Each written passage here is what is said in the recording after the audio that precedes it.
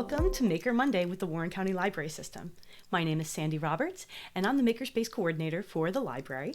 And every week on Monday at 2 p.m., I come to you on Facebook with lots of fun projects that get you making and creating and inventing and having fun, I hope.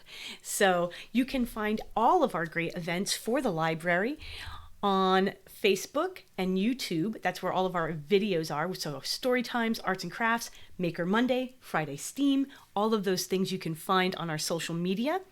And you can also go to our webpage at warrenlib.org. There's a calendar there of all of our great events. We're hosting everything online right now while the library is closed due to COVID, but we have lots of things every week planned for you. Today, we are going to be making Patriotic pinwheels, okay? These are very simple to make. We've got a couple different levels of builds today. Our simplest is a paper pinwheel, but we're gonna also talk about how you can go ahead and make that a cool electronic version too. Okay, so we've got a lot of hacking and building and creating to do today, and I hope that you are ready to make something fun. Why don't we start by talking about the supplies that you need? I'm just going to turn this guy off and move it aside for now and show you our supplies. Okay, so we're going to start with our basic pinwheel because this is what we're building off of for everything else today. You're going to need our Pinwheel Template. Okay, so you can download that. It's in the document, in the description for the video. That's a PDF, and you're going to print that out. I just printed this on regular copy paper. You could, of course, print it on colored paper. You could print it on cardstock. You could even print it on scrapbook paper if you wanted to make something really exciting. But I just printed right onto plain white paper, and you would go ahead and decorate that. Now, as you can see with this version, you kind of want to decorate both sides of your template. So you want to color and decorate that, and then flip it and color and decorate the other side too. The lines are nice and thick so you can see them. If you're going to make a lot of pinwheels, you may want to take this and glue it onto an old cereal box and cut it out like that. And that way you can just trace it over and over and over again. You just leave a little space between those lines so you can just trace with a pencil. And that way you can also trace it onto pretty much any material that you have. One thing you can do today is experiment with what types of material make the best pinwheel. Try tracing onto some scrap newspaper or paper bag and see if that gives you a different result than using copy paper.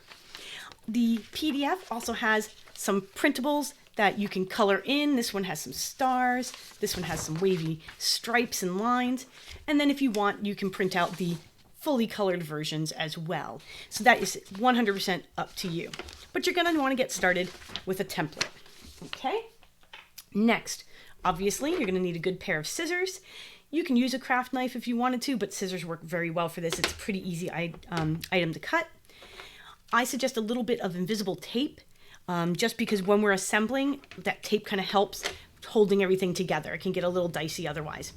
You're going to want a pencil that has a good eraser to it, okay? So a pen won't really work for this because we're going to use a push pin in the center of our pinwheel, right? And that's actually going to push into the eraser, so you have to have an eraser on your pencil. But that's all you need for the basic project. It's pretty simple. We'll talk about what you need for our motorized projects in a little bit. But for now, why don't we get building? Okay, here we are with our materials. I've got my template, I've got my push pin, a bit of tape, my scissors, and a pencil. So I'm just going to put some of these things to the side for now. You are, of course, going to want to color all this in and make it look beautiful. I'm just going to go ahead and use the plain white version for now. But you can color that with crayons, colored pencils, markers, whatever. Once you're all done coloring both sides, I recommend doing both sides because, well, you'll see why in a moment. You're just going to cut out along the lines. Now, if you want to make a lot of pinwheels, you may decide to paste this onto a cereal box and glue that on, and then cut out the cereal box, and then you could just trace this onto any paper that you like. So it's really up to you. I'm going to then cut in on these lines, and you can see this is a very simple template. You could probably figure it out even without the printout. just going to cut on these lines. You don't want to go all the way in. Okay, so leave a little space there. And then we're going to leave that black dot. That's just there to show us where to put our pin. So there we go. I'm going to get some of this out of the way. Okay, now to assemble. I like to use some tape. You may decide that you don't want to. That's okay. But I find it's a little easier. So I'm just going to take a little piece, and I'm going to start with my upper left corner. I'm going to take that point, and I'm going to fold it to the black dot, and I'm just going to put a tiny bit of tape there to hold it in place. Oop, cat fur. All right, I'm going to take another piece. I'm going to rotate my square. I'm going to take that upper left-hand corner again and pull that towards the center with the black dot. And I'm just going to go ahead and do that, always turning and grabbing that upper left corner and pulling it down. There we go. And last but not least, here we go. All right, so now I've got my pinwheel basically assembled. Take my pencil and I take my pin. My push pin, I'm going to carefully push to the center of my pinwheel. Now you want to kind of wiggle it around a little bit because you don't want it too tight on that tack. If it's really tight on there, it's harder for the pinwheel to move. And I'm just going to take the pin, stick it into the eraser carefully. And you want to leave, you could see I left some space there. You don't want to stick it all the way against the eraser because then it needs to be able to move. Okay, so that's the basic pinwheel. Let's see if I can get it to go.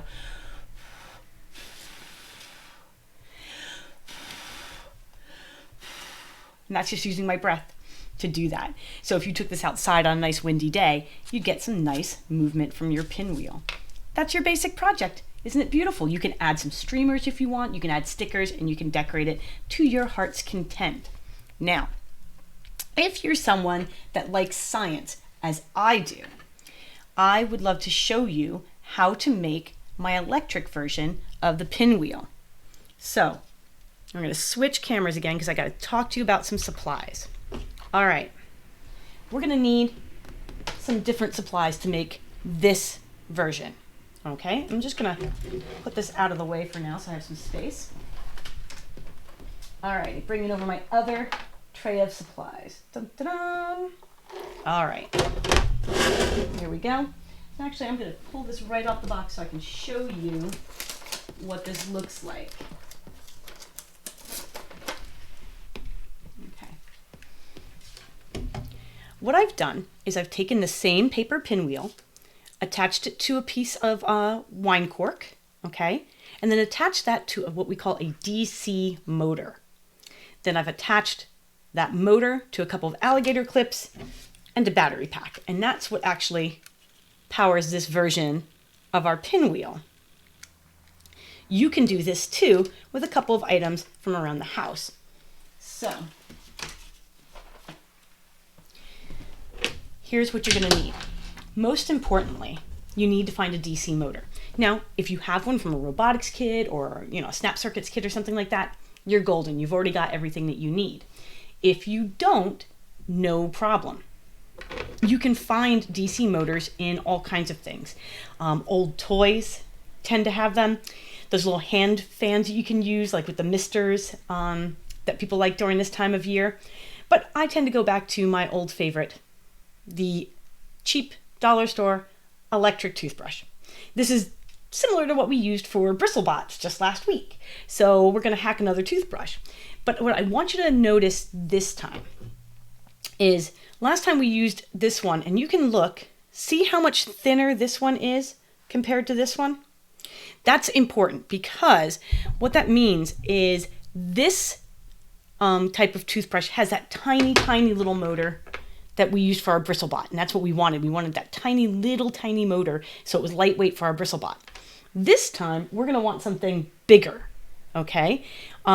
So we want to be able to take this apart and have a larger motor for our pinwheel. Now, if you happen to get one that's got this tiny one or you want to repurpose your BristleBot motor, it will work. You can do the same type of thing. Those little leads you're going to attach, it's just going to be a little harder to work with because it's so little. okay? But you can still use it.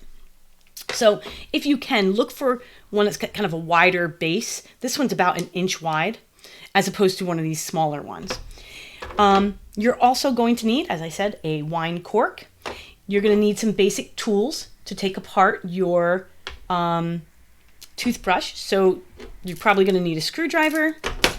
A pair of needle nose pliers are really, really useful. You may need diagonal cutters, though I found scissors worked pretty well, so those aren't strictly necessary. These are some other pliers that you may need, and I'll show you why in a little bit.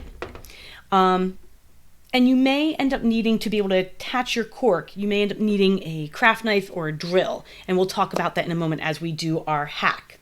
I also have a little multimeter here, and I will show you what that's for in just a moment. A multimeter is used by people that do electronics and robotics to actually monitor the amount of voltage, okay? Voltage, which is how much power something has, an electrical circuit has. So we're going to use that to see how much voltage we can actually generate with our paper pinwheel in just a moment. So if you have one of these around the house, go grab it. Okay, let's get started by hacking our toothbrush. Here we go.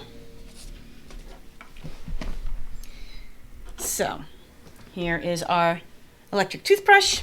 I'm going to grab my needle nose pliers because I know I'm going to need them. This one I found from personal experience actually comes apart pretty easily. Just pulls right off the bottom. And then I need to go in here and pull out. This would normally have a battery, but the battery is not inserted. Keep that battery. You can use it for something else. You can even use it later. I'll show you how. Okay, here we go. Now I've got my motor. This is what we call a DC motor, direct current motor. They're different from, and if you're hacking a toy, you may find this. This is a servo motor. I'm going to zoom in for you. Okay, so this servo motor is directional. It basically has a little arm on it. Oh, they call it a horn that goes back and forth and can go around, 360 degrees. This needs to be programmed though. This actually needs code to tell it what to do. It needs a brain. So if you find one of these in a toy when you're hacking, keep it because we can use it for other cool stuff, but we don't need it today. So that we don't want. We want the more typical DC motor. Oops, look, that even falls right off. It's larger. You can notice it's got 2 little leads right here. This spring actually completes the circuit. I'm going to get rid of it. I don't need it. Be very gentle with these little pieces of copper. If they are broken off, it's very challenging to use the motor. So you're going to want to be as careful as you can with those as possible. DC motors don't need a brain. They don't need code to work. You hook up power, they go. Usually this shaft here has nothing on it. But for some toothbrushes, they put that on to make it more of a vibrating motion because it's unbalanced, so it vibrates more. If your motor has that on, the first thing you can try doing is just using some pliers and see if you can pull it off. I found with my last one anyway, I was not strong enough to get that off of the motor. Yours may come off more easily. Yours may not even have that on there. So what I had to do is if you can get that kind of piece off, it's very easy. You're just going to stick the shaft of your motor right into your cork. Good to go. You might have to be a little more creative. Whoop. So what I did for my version is I just, okay, I'm going to get a little bigger here.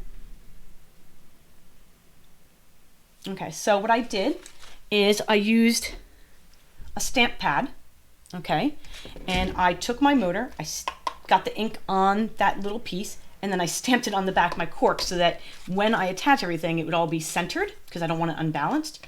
And then I just used a craft knife to cut that out. And you may need a parent to help you with that. You could also use an appropriately sized drill bit. Mine was nice and tight. It just slides right on and it stays on really well. Okay, so you could see that. I'll even zoom in again for you. Let's see, can you see that? Yeah, so that's on nice and tight. You might want to use a little bit of hot glue or something like that if you need to attach it better. Then all I did was take my pinwheel with the with my push pin and attach it to the cork. Now, one thing I do want you to see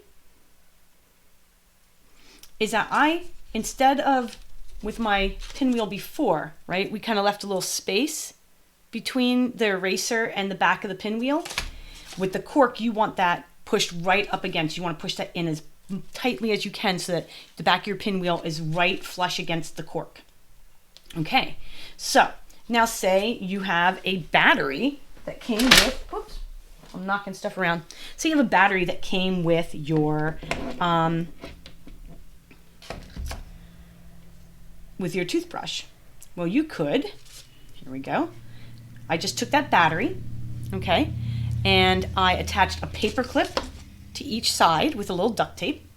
I'll zoom in again for you.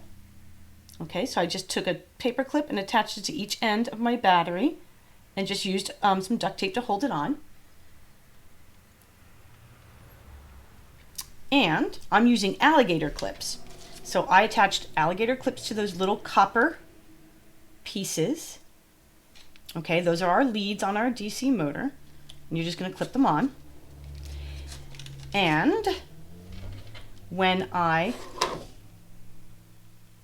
attach the battery, I get a moving pinwheel. Woo! Okay, so that's a really easy hack using a toothbrush. Now, if you don't have alligator clips, you can scrappy circuits this. All you do is get yourself some foil and a couple of paper clips. You can tell I love using the paper clips for electronics projects. They're cheap and plentiful. You tend to have them around the house. Just make sure that you're always using the kind that don't have any plastic or enamel on them, because they won't work. So I'm just going to take my aluminum foil. I'm making a little snake here, like that. Kind of crushing it into a little bit of do-it-yourself wire. Okay? You may find that when you're hacking a toy or something too, that you may find some wire that you can repurpose. Now you might be saying, what about the clip part of it? Well, I could go ahead and just twist this directly on if I wanted to. But just go ahead,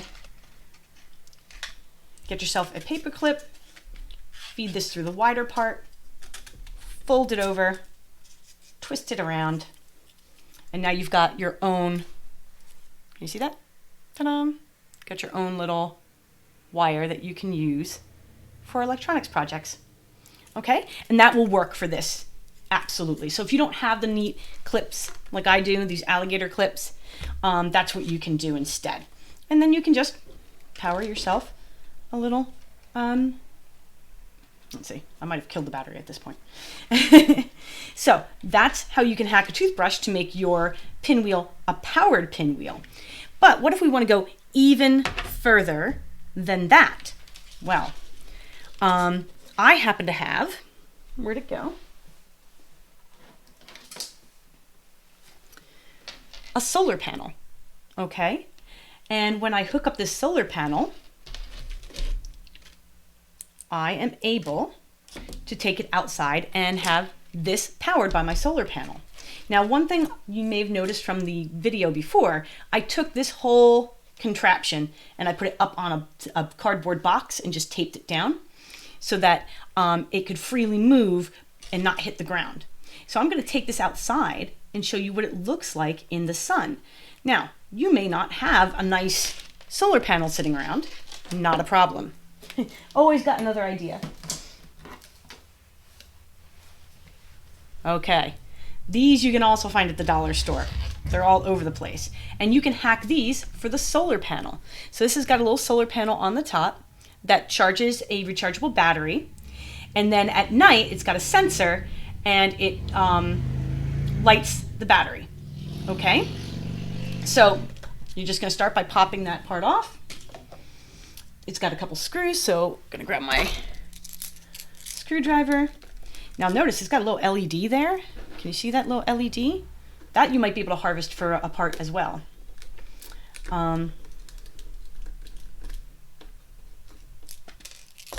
Here we go. Okay, so now we've got the inside of our creation. Can you see that? Enough light? I feel like I need better lighting. One of these days, one of these days. So what you can do now is all I did, this right here is a little circuit board that controls the, it's got a sensor in it to know when it's light and dark, okay? And of course it's connected to the LED, which as I said, you may be able to gently pull out and reuse for another project, like the little luminaries project, or you know, you can make a magic wand with it. I'm just gonna go ahead and cut these wires though, with my diagonal cutters, my wire cutters. You can use scissors for this, because I don't need this part. And I'm just gonna use my fingers to strip off the plastic that's insulating the two wires. And now, okay, zooming in for you, I've got a solar panel with two leads that I can connect with my alligator clips and bring outside to power my pinwheel. Now, I will tell you, these are not meant to generate a lot of electricity. Most of these DC motors need between 3 and 5 volts. That's the amount of electricity they need to be able to move. These little guys slowly generate maybe 1.5 volts. When I was testing them, they were generating about 0.5 volt each. And that is not quite enough to power my fan. I needed more than that, which means you have to chain them together. Not that hard to do. And like I said, even if you have these lights that no longer work anymore, where maybe the battery has kind of lost its ability to charge, or the LED's blown, you can still harvest these caps and the solar panels will work just fine as long as they're not cracked or damaged. So what you're gonna do is you're gonna daisy chain these together. Pretty simple.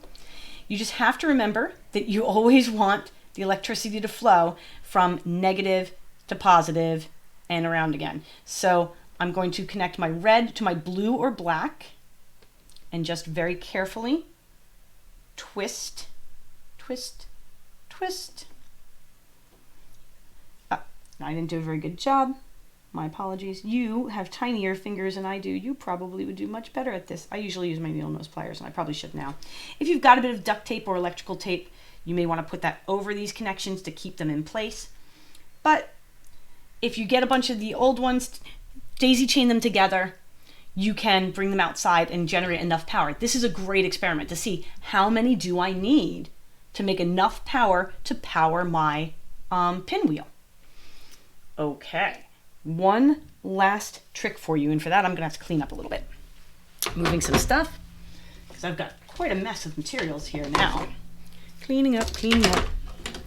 All right, we're gonna need that. Pull this out of the way, because I wanna show you what I'm talking about with voltage. And I want to give you an idea of how actual windmills generate power, okay? Because you may have always wondered about that. Like, I know that we can make energy with windmills, but how does that work? Well, the basic idea is that we're taking mechanical energy and generating electrical energy. Okay, I'm gonna get my box here. Okay, so you remember how I said I just had a box, a nice tall box, and I just take my motor. Can you see that? And again, I want to make sure that my cork is not going to touch the box. It has to be able to move. And I just took a little bit of masking tape. You can use whatever you've got sitting around. I've connected my alligator clips. You would connect whatever wires you happen to have, even if you had to make them yourself out of a bit of aluminum foil.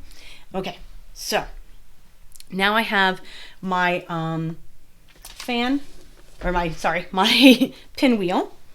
Here I have a regular old fan, okay, that I can turn on and off.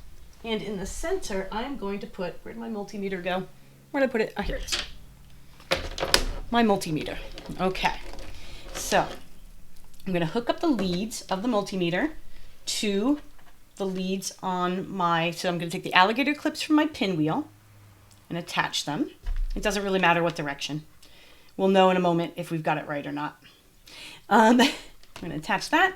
I'm going to turn it on to tell me how much voltage, and as you can see, I'm not getting any. I've got a 0. But if I come on over here, and all goes well, let's find out. Turn on my fan. Okay, and I will reverse my leads because it's showing negative voltage. And that's easy enough to fix. There we go. And so now you can see it's generating a couple millivolts of energy by movement. So what's happening is that the mechanical energy of the pinwheel moving is generating electrical energy. And that's what we're seeing here on our multimeter. Now, the faster the fan goes, the more energy you can generate. Let's see if I can get this one to go faster. I don't think I can. My batteries are running pretty low on this. But what you can do at home is try different fans, try blowing on it differently, seeing if you can develop the best windmill to generate the most energy. Okay? Because this is a really big thing. This is a very renewable source of energy. And there's a lot of science behind how you develop these, the way of catching that mechanical energy of the wind to be able to generate electricity. So I encourage you to get out different materials, maybe try paper plates or cups or different things to see what you can build as your pinwheel to generate lots of power from the wind. So that's a really fun thing to do if you've got a bit of a breezy day outside. And if you can get a multimeter. Like I said, if you don't have one of these, you can get these at a lot of different stores, actually. Hobby stores will have them. A lot of hardware stores will have them. They're not expensive. You can usually get them for like $10 at a lot of stores, $10 or $15. So they're a nice investment to have in your toolkit. All right, so that is our pinwheel. We're gonna head on back to the other camera as soon as I turn off my fan. Okay, and you can see, power went back to 0. All right, well, I hope you enjoyed making your pinwheels today. Let's see. There's a lot that you can look at. You know, you think of these kind of as cups to catch the wind. And see what materials you can play with that get these really moving. Or if you're more of the artistic type, just make them beautiful. Make a bunch of them. These you can put right into like a flower pot filled with dirt and leave them out in the sun and the wind and enjoy your lovely pinwheel. Let's see, what do I want to let you know? Okay. Make sure that you are checking out warrenlib.org on a regular basis because that's where our event calendar is. So not just my programs, but all of our great programs happening online for the Warren County Library System are there. We've got book clubs, anime clubs, Pokemon clubs, gaming clubs, all kinds of great stuff. I've got Maker Monday every Monday at 2 p.m. and that will continue through the summer. I will also be adding Zoom classes for Maker Camp, so keep an eye out for that. Those should be added within the next week or so. And on Fridays at 2 p.m., I do Friday STEAM. That may get pushed back a little bit as we go into summer reading because I'll also be offering some coding classes using Zoom. So keep an eye out for that. Those of you that love trips and entrepreneurship, we are working to bring that back in an online setting too. And if you have any ideas for STEM programs or maker programs that you would like to see in the library this summer, please send me a note. I want to know. You can send me a note at sroberts@warrenlib.org. If you share any of your creations, go ahead and use that hashtag #WarrenLib, so that we can see what you're making. On social media, we live stream every week to Facebook, so you can find us there. There are adult crafts too, there's story times, all kinds of great stuff streamed to Facebook. And then all of it is also archived on YouTube, so make sure you check out our YouTube channel. We've got lots of great stuff there too, both for moms and dads and for kids. So there's a little bit for everybody. If you want a little bit safer way, maybe to share your creations, or just an easier way to share your creations, I've created a Padlet. And I want to show you what that is. Okay, so this is what a Padlet is. Basically, what I've done is created a website where you can easily share your creations. And so I'm just making shelves for each of our projects, and I'll fill these out. The videos are all archived there too. And then all you have to do to add something of your own is hit the plus sign, and you can add a picture.